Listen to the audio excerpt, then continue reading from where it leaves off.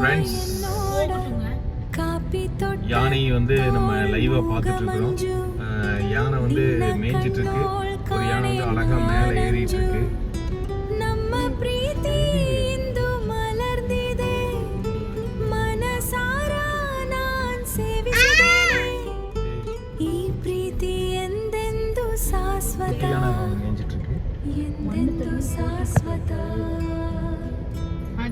நீங்கள் பார்த்துட்ருக்கிற இந்த இடம் தான் சுல்தான் பத்ரி ரோடு அப்படின்னு சொல்லலாம்.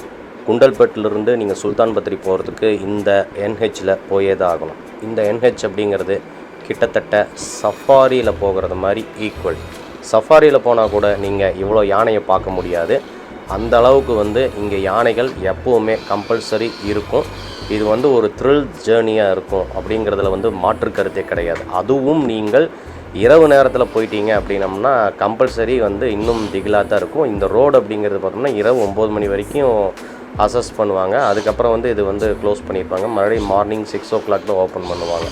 ஸோ ஒரு த்ரில் யானையை நீங்கள் பார்த்தே ஆகணும். ஆனால் அது வந்து காசு செலவனம் ஜாலியாகவும் இருக்கணும் அப்படின்னம்னா நீங்கள் ப்ரிஃபர் பண்ணுறது இந்த குண்டல்பேட்டு டு சுல்தான் பத்ரி ரோடை வந்து ஃபஸ்ட் சாய்ஸாக வைங்க.